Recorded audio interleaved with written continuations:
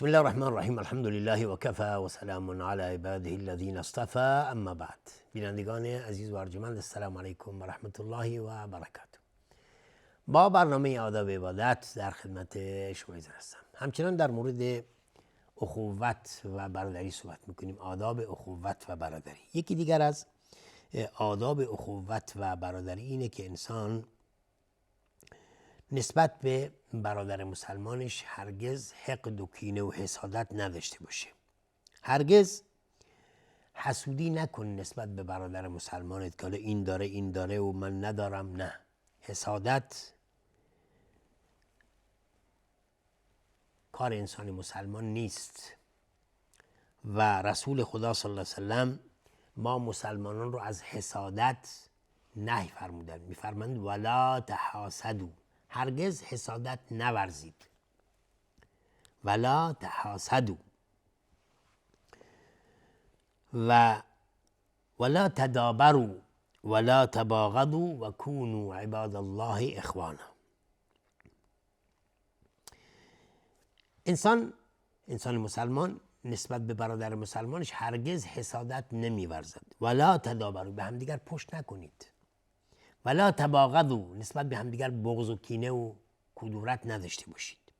و کونوا عباد الله اخوانا، و باشید بندگان خداوند، برادر با همدیگر. پس بهترین چیز که انسان بین برادرش و خودش یک نوع صفا و صمیمیت به وجود بیاره و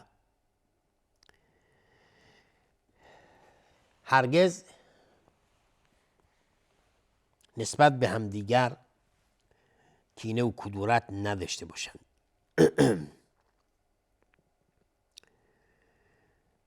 و احادیث بسیاری از در مورد حسادت و کینه و کدورت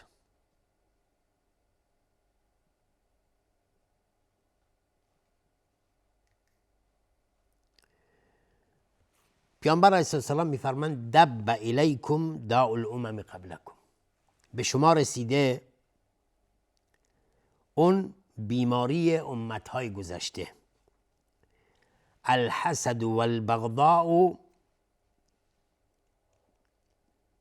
والبغضاء هی الحالقه، حسادت و بغض و کینه و بغض و کینه هی الحالقه، این است که میتراشد. الحالقه یعنی میتراشد، نابود میکنه. لا اقول تحلق الشعر، پیامبر صلی الله علیه و آله میفرماید نمیگم که مو را میتراشد، ولکن تحلق الدین، دین رو میتراشد، نابود میکنه. والذی نفسی بیده، پیامبر صلی الله علیه و آله قسم میخورد به خدایی که جان او در دستش هست. او یا اینکه میفرماند والذی نفس محمد بیده، به خدای قسم که جان محمد در دست اوست. لا تدخلوا الجنة حتی تؤمنوا، هرگز وارد بهشت نمیشید تا اینکه ایمان بیاورید. ولا تؤمنوا حتی تحابوا، و هرگز ایمانتون کامل نمیشه و ایمان نمیاد تا اینکه همدیگر رو دوست بدارید. افلا انبئکم بما یثبت ذلک لکم، آیا به شما خبر ندم اون چیزی که این کار رو برای شما ثابت میکنه، یعنی محبت رو ایجاد میکنه. افشوا السلام بینکم، سلام رو بین خودتون افشا کنید، انتشار بدید سلام کردن رو. امروز کدوم از ما داریم پیش قدم میشیم برای سلام کردن؟ هر کس سرش تو جیب خودشه و میگه خود چرا من سلام بکنم، چرا اون سلام من نکنه، من از اون بزرگترم. تکبر، کبر باعث میشه که ما خودمونو بالاتر از دیگران حساب بکنیم. رسول خدا صلی الله علیه و آله همیشه پیش قدم بودن برای سلام کردن، حتی به خردسالان و کودکان پیش دستی میکردن، سلام میکردن. رسول خدا هم بوده. چرا از ما چی کم میشه مگه اگر ما سلام بکنیم؟ ما حدیث داریم که پیامبر صلی الله علیه و آله میفرماید که سلام بکن بر هر کسی که میشناسی و نمیشناسی. این وظیفه انسان مسلمانه، سلام بکن. شما در کشور اسلامی زندگی میکنید، خب غالبا همه مسلمانن دیگه، سلام بکن. لازم نیست که حتما تو اون شخص و طرف مقابل رو بشناسی، نه، بگو غریبه باشه سلامش کن. سلام سلامتی میاره، سلام امنیت و امان میاره. پس وظیفه ماست که نسبت به همدیگر سلام بکنیم، سلام رو انتشار بدیم در جامعه تا اینکه یک رسم بشه، یک عادت بشه.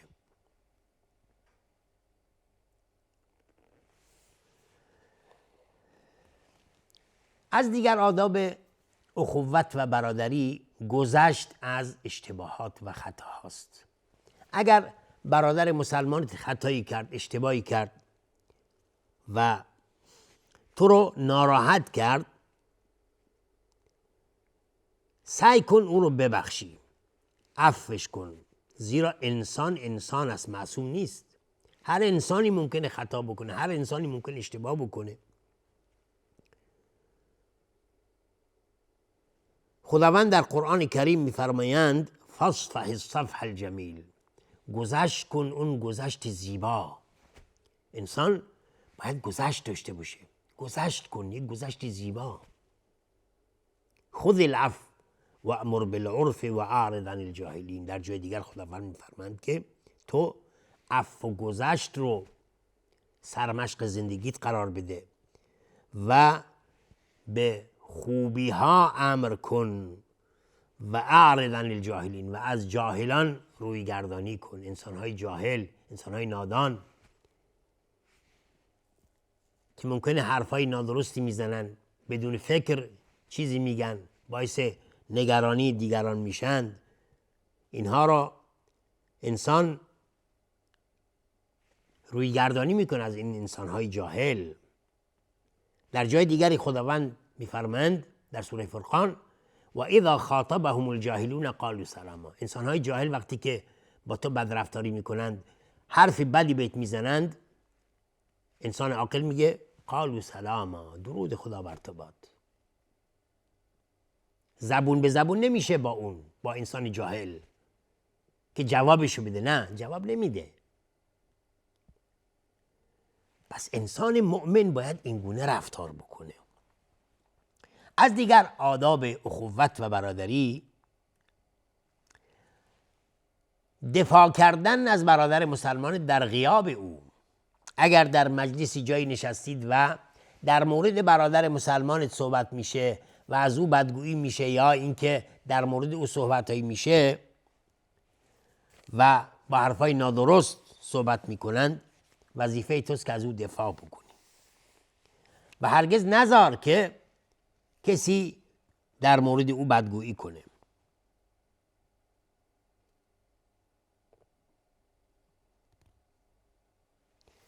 پیامبر اکرم صلی الله علیه و آله میفرمایند من رد عن عرض اخیه رد الله عن وجهه النار یوم القیامه. کسی که از ناموس برادر مسلمانش دفاع بکنه، خداوند آتش جهنم رو در فردای قیامت از او دور می کند. پس انسان اگر دفاع کردی از ناموس برادرت، از آبروی برادرت دفاع کردی، رد الله عن وجهه النار یوم القیامه، خداوند آتش جهنم رو از صورت او دور میکنه در فردای قیامت. در جای دیگری، در حدیث دیگری، رسول خدا صلی الله علیه و آله میفرمایند من نصر اخاه بالغیب نصره الله فی الدنیا والآخره.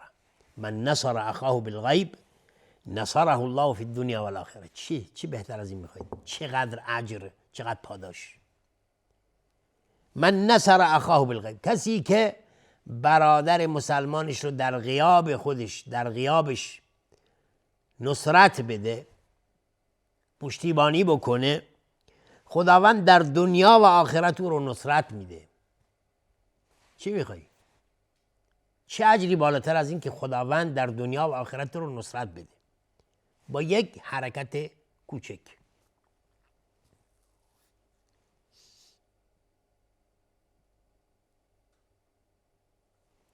از دیگر آداب اخوت و برادری، هدیه دادن به برادر مسلمان و قبول کردن هدیهش.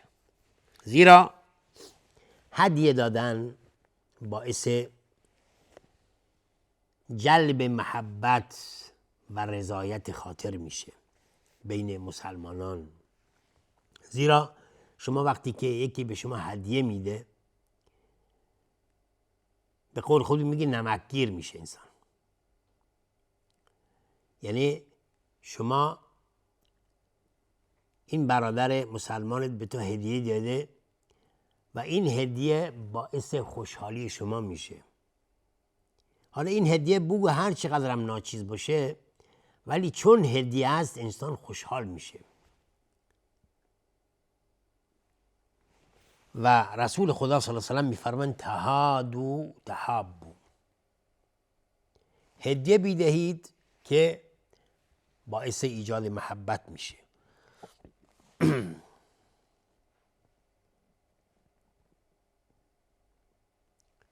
تهادوا تحابوا، هدیه بدهید که باعث ایجاد محبت میشه.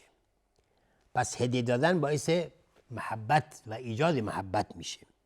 و رسول خدا صلی الله علیه و سلم میفرمایند که اجیبوا الداعی ولا تردوا الهدیه، وقتی کسی شما را دعوت میکنه دعوت رو اجابت بکنید و هرگز هدیه را رد نکنید.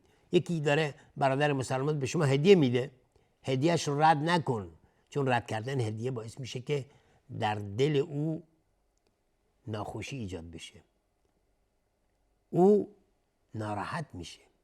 نگاه کنید شما وقتی که به یکی هدیه میدهید، هدیه شما رو قبول نکنه، شما آزرده خاطر میشید. ولی وقتی هدیه رو قبول میکنه چقدر خوشحال میشید.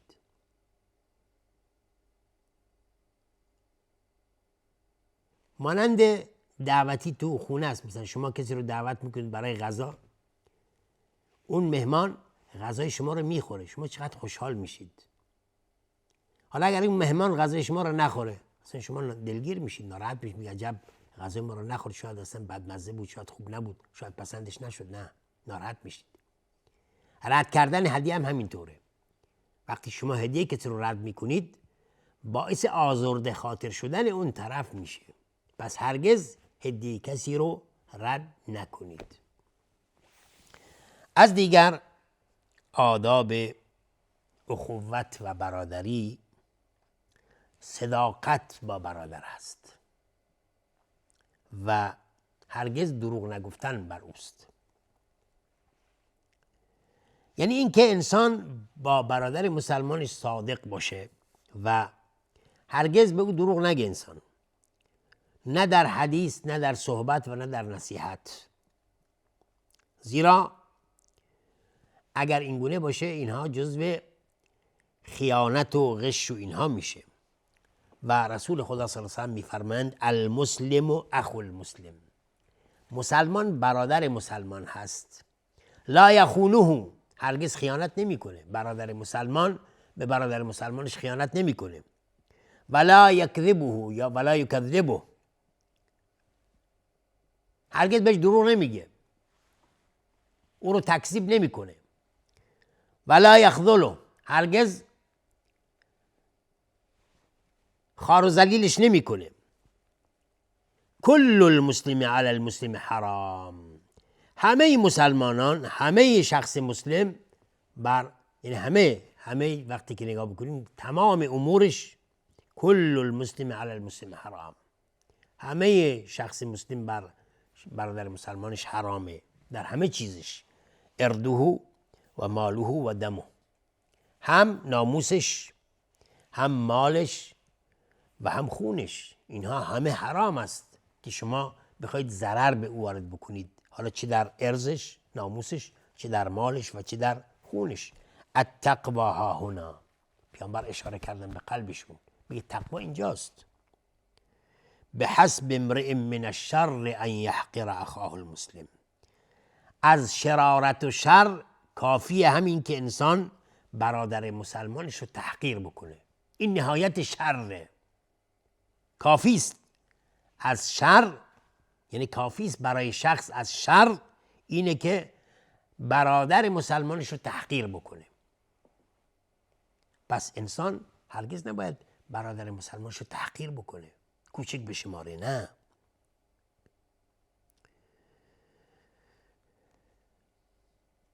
از دیگر آداب اخوت و برادری اینه که انسان مسلمان هرگز نباید به برادر مسلمانش خیانت بکنه، نه در مالش که به ناحق بیاد مالشو بگیره، نه در ناموسش که و نه اینی که اسرار او رو فاش بکنه. همه اینها خیانت حساب میشه و حرام است. و خداوند در قرآن کریم ان الله لا یحب الخائنین، خداوند هرگز انسانهای خائن رو دوست نداره و خائنین نزد خداوند محبوب نیستند بلکه مبغوض هستند. از دیگر آداب اخوت و برادری اینه که انسان مسلمان هرگز نباید با برادر مسلمانش قطع رابطه بکنه بدون سبب. مثلا بدون سبب به قطع رابطه بکنی و با او قطع رابطه بکنی و ناراحت بشی ازش و به حساب خود قهر بکنی، نه. رسول خدا صلی الله علیه و آله میفرماند لا یحل لمسلم ان یهجر اخاه فوق 3 لیال.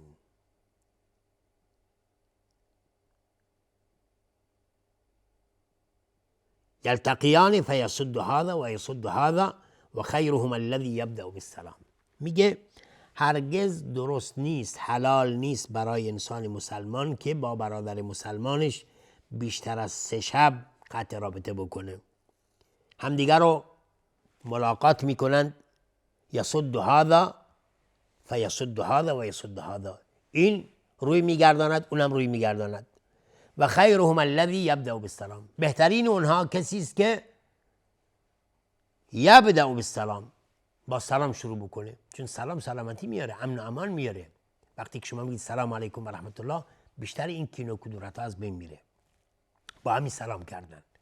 پس دقت بکنید، هرگز درست نیست که با برادر مسلمان قطع رابطه بکنی بیشتر از 3 روز. تا 3 روز ممکنه اجازه باشه، تا 3 روز حق داری ناراحت بشی، بیشتر از 3 روز حق نداری ناراحت بشی. پیامبر فرمود لا یحل، هرگز حلال نیست، درست نیست که بیشتر از 3 شب انسان با برادر مسلمانش قطع رابطه بکنه. حتما باید این ناراحتی رو شما خلاصش بکنی و کوتاه بیایید. اون گذشته میکنه، شما گذشت کن، شما برو پیشش، شما سلام کن. اون روی گردانی میکنه، شما روی گردان نباش، شما برو و طلب بخشش کن. تو بگو، درسته ممکنه خطاکار نباشی ولی بگو با من اشتباه کردم. انشاءالله که خداوند به همه ما توفیق بده که هرگز نسبت به همدیگر هیچ گونه کینه و کدورتی نداشته باشیم. تا دیداری دیگر و برنامه دیگر همه شما ایزان رو به خداوند بزرگ میسپارم. آخر دعوانا ان الحمدلله رب العالمین و السلام علیکم و رحمت الله و برکاته.